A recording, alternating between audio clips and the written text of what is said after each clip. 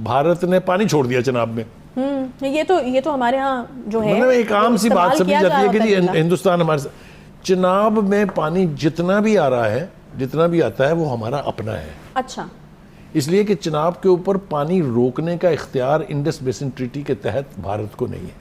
यानी इसका मतलब है कि अगर वो रोकेंगे तो गलत करेंगे। तो गलत है, हमें उस पर इतराज करना चाहिए। लेकिन जो पानी आ रहा है, जिसे फ्लो ऑफ द रिवर कहते हैं, उसको, वो हमारा अपना पानी है, भारत के छोड़ने ना छोड़ने का। वो किसी ने नहीं छोड़ा, वो हमारा ही पानी और हम तक जो इसी ट्रीटी के तहत दो दरिया अब हमारे नहीं रहे हैं, जो सतलज और रावी है, वहां पर हिंदुस्तान को इख्तियार हासिल है पानी को रोकने का। अपने डैम बनाए हुए उन्होंने, लेकिन वहां भी पानी आता है। मगर उसके लिए भारत यानी उस ट्रीटी के तहत अंडर एग्रीमेंट है कि वो हमें एडवांस वार्निंग देगा। सही कि हमारे यहाँ पानी ज्यादा हो गया, बारिश बहुत ज्यादा हो गई, सैलाबी पानी है, तो आप अपना इंतजाम कर लें। हाँ, हम कुछ तो ये जो एक जनरल था ना कि हर साल हिंदुस्तान हमसे इंतकाम ले लेता है और पानी छोड़ देता है, हाँ। ऐसा कुछ नहीं है। बड़ी इंपॉर्टेंट चीज़ है बुखारी साहब, फिर क्योंकि हम बड़ी डिटेल में इसके गए और वो ज़रूरी भी था जाना। ये जितना पानी आपका आता है जो कि under the 1963 Indus water treatment जो बेसिन ट्रीटी हमारा एग्रीमेंट हुई है, वो जो दरिया हमारे हैं उसमें उतार चढ़ाव होगा, लेकिन जब चढ़ाव आता है हमारे डैम्स कहाँ हैं? None, no reservoirs. वो पानी कहाँ जाता है? समुद्र के अंदर।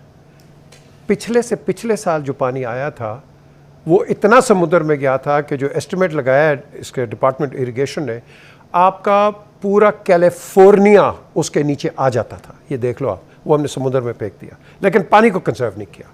मैं हैरान हूं, रियासत मदीना का जो सबसे बड़ा अलंबरदार है कि इस वक्त पाकिस्तान की फेडरेशन खत्म है, सूबे एक दूसरे के साथ लड़ाई कर रहे हैं, झगड़ा कर रहे हैं। अकॉर्डिंग टू खान साहब इन हरिपुर जलसा, उन्होंने कहा था मेरी आखिरी वार्निंग है, उसके बाद हम इस्लामाबाद टेक ओवर करेंगे, दो सूबों के साथ लेकर उनको, सूबा सरहद को और पंजाब को साथ लेकर हम टेक ओवर करेंगे इस्लामाबाद। सो इट मीन्स कि वो जिस तरह खुद फरमाया करते थे कि अगर मैं नहीं तो पाकिस्तान 3 टुकड़ों में, तो वो उसको फाइनल शक्ल देना चाहते हैं। क्योंकि पीपल्स पार्टी सूबा सिंध में है और बलोचिस्तान वैसे ही गर्क हो चुका है फ्लड में, तो उसको ये अपने 2 सूबे इस्लामाबाद लेकर पाकिस्तान को डिवाइड करने की आखिरी एक जो उन्होंने अंदिया दे दिया है। और उसी की तरफ पेशरफ्त करते हुए जो झगड़ा साहब हैं, जो फाइनेंस मिनिस्टर हैं सूबा सरहद के, उन्होंने एक लेटर लिख दिया है आपके फाइनेंस मिनिस्टर इस्लामाबाद को, और उसी की कॉपी आईएमएफ को भेज दी है कि हम आईएमएफ की डील के साथ एग्री नहीं करते। अब मैं बताना चाहूंगा कि उसके असरात क्या हो सकते हैं। सऊदी अरब की डील आपकी जो है वो कंटीजेंट है, वो डिपेंड करती है आईएमएफ के पैकेज से।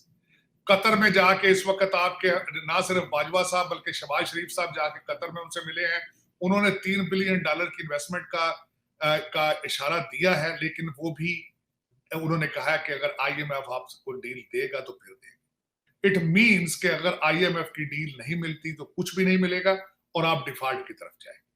तो ये देखें, ये हुब्बुल वतनी है, ये इस्लाम है, ये पाकिस्तान है। और मैं हैरान हुए इक्तदार के लालच में, इस हिवस में इंसान यहां तक भी जा सकते हैं, इस पस्ती को भी टच कर सकते हैं कि अपने मुल्क की सरहदें वो तब्दील करना चाहते हैं। जो फरमाया करते थे कि टुकड़े हो जाएंगे अगर मैं नहीं तो टुकड़े, तो टुकड़े करके उन्होंने दिखा दिए हैं कि 2 सूबे और इस्लामाबाद एक तरफ और 2 सूबे एक तरफ हो जाए। तो ये हम लोग, हमारे जैसे लोग बाहर बैठ के इस वक्त खून के आंसू रो रहे हैं और देखने वाले देख रहे हैं कि मुल्क सैलाब के तबाहकारियों में, और हमारे मौलाना और सियासतदान इस पे सियासत कर रहे हैं। लेकिन ये कि जो पिछले 2 महीनों में हुआ है चीमा साहब, मैं समझता हूं आप द कंट्री सीरियसली डिवाइडेड, डिमोरलाइज्ड। ना सहाफत है, ना सियासत है, ना वकालत है, ना अदालत है, वहां कुछ भी नहीं इस वक्त मेरे ख्याल में। अब आप जिस तरह कहते हैं पाकिस्तान सिसक रहा है किसी गैबी इमदाद के लिए, क्योंकि वहां पे इस वक्त आपका मेरे ख्याल में इस वक्त कोई भी मर्द मोमिन ऐसा मौजूद नहीं है पाकिस्तान के अंदर जो किसी चीज की कुर्बानी दे के कहें कि आई एम बिल के पाकिस्तान को बचाएं। हालात ही हो चुके हैं। बिल्कुल ठीक कह रहे हैं कि मर्द मोमिन नहीं है। सारा साहब एक और बात भी बताएं, जब भी फ्लड्स आते हैं, अर्थक्वेक आता है, नेचुरल कैलामिटी आती है, तो पाकिस्तान में जो लीडरशिप है ये फौरन मगरब की तरफ देखना शुरू कर देती है, ये मिडल ईस्ट की तरफ देखना शुरू कर देती है कि हमें बाहर से लोग जो हैं वो एड दें। आज मैं देख रहा था शहबाज शरीफ साहब ने तमाम पाकिस्तान में जो सफ़ीर हैं उनको बुलाया हुआ था ताकि हमें पैसे दें, हम जो है वो लोगों पे लगाएँ। तारिक साहब, ये कब तक हम बॉरोड ग्रोथ बाहर से पैसा ले के अपने लोगों की जो है वो भूख और अफलास को खत्म करते रहेंगे? मतलब ये कोई बेशर्मी की हद होती है। स्टेट के पास क्या कुछ भी नहीं है हमारे पास कि अब वज़ीर-ए-आज़म ने अब जो उन्होंने एसओपीज़ रखे हुए हैं। ये होगा तो इस मुल्क को कहना है, ये होगा तो इस मुल्क को कहना है, और इधर इमरान खान साहब की बातें सुने तो वो जनाब रियासत मदीना और पता नहीं आलम इस्लाम के लीडर बने हुए हैं। ये बताएं, ये जो पैसे इकट्ठे करने वाले हैं उनका क्या होगा? मतलब एक तरफ तो हम मुल्कों से पैसा मांग रहे हैं और दूसरा पाकिस्तान में हर सेलिब्रिटी पैसे मांग रहा है वहां से, हर बंदा निकला हुआ है, कौन किधर लगाएगा कोई इसकी हमें ऑडिट का नहीं पता। तो ये क्या डायरेक्शन है कि जब भी, अच्छा मजे की बात यह है कि यूरोपियन यूनियन और अमेरिका ने तो थोड़े बहुत पैसों का ऐलान कर दिया है, नहीं ऐलान तारड़ साहब किया तो मुस्लिम दुनिया ने नहीं किया जो हमारे बड़े करीबी हैं, और इमरान खान यूरोप और अमेरिका को गालियां निकालते हैं। इसमें जरा कमेंट करें, और ये जो पाकिस्तान में हर बंदा चंदा इकट्ठा करता रहता है इसमें भी जरा कमेंट करें, इसका क्या मैकेनिज्म है कि हर बंदे को इजाजत है वो पैसे लगाए ना लगाए, कहाँ पे लगे, क्या हो? चीमा साहब, मैंने आपको अर्ज किया कि पाकिस्तान के अंदर नेशनल डिजास्टर को अपॉर्चुनिटी समझा जाता है डॉलर और पाउंड्स के लिए। आप जरा गौर से देखें कि जलजला एक बहुत बड़ी डिजास्टर थी जो आया गया, तो उसके पैसे कहाँ गए, उसके ऑडिट कहाँ गए? उसके बाद कोविड का मैंने आपको अर्ज किया कि वजीर आजम के फंड के अंदर से 40 अरब रुपया वहां से निकला था, आज तक किसी ने उसका जवाब दिया। और ये जो मैं यही अर्ज कर रहा था कि ये जो पैसा आता है बाहर से, वो इस्लामाबाद से बाहर नहीं जाता, वो वहां से इस्लामाबाद जाता है, वहां से बाहर के अकाउंटों में चला जाता है, और पूछने वाला कोई नहीं, पूछने वाला कोई नहीं।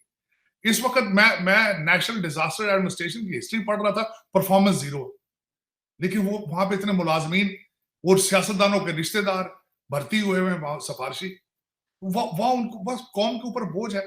लेकिन यही एक वजह है। लेकिन इस वक्त जिस दौर से आप गुजर रहे हैं चीमा साहब, मैंने अपने सारी जिंदगी में इतना खतरनाक, इतना बड़ा खतरा नहीं देखा था कि सूबे इंडिपेंडेंटली, सूबे ने सीधा खत IMF को लिखा है। इस तरह मैंने पहले नहीं होते देखा। मैंने सूबों की पुलिस आपस में लड़ते नहीं देखी। मैंने अदालतें, मेरा मसला अदालतें खत्म। आपको पता होना चाहिए कि सनाउल्लाह साहब के ऊपर केस हो चुका है गुजरात में, FIR हो चुकी, और फिर उसके बाद सूबा सरहद के अंदर तैयारियां की जा रही हैं सारी नून लीग के ऊपर केस करने। मैंने इस तरह नहीं देखा था कि सूबे एक दूसरे के सामने खड़े हो जाए। और इस सारी डिवाइड जो है इस वक्त, उसमें वो हमारे रियासत मदीना के हैं, लेकिन अदारे मजबूर, अदारों मुझे समझ नहीं आती, कोई अदारा है भी पाकिस्तान के अंदर नहीं। वो इनके बनाने वाले, मेरा मकसद वो किधर चले गए, मेरी समझ से बाहर कि इस वक्त मैं हमेशा सारी जिंदगी समझता था कि एस्टेब्लिशमेंट स्ट्रांग है, एस्टेब्लिशमेंट पाकिस्तान को बचाएगी। आज मुझे समझ नहीं आती कि वो किधर जा चुके, और ये पाकिस्तान का आगे फ्यूचर क्या है। और दूसरा चीमा साहब, मैं वैसे जाती तौर पर बताऊं, इंसानियत, जब मुल्कों के ऊपर डिजास्टर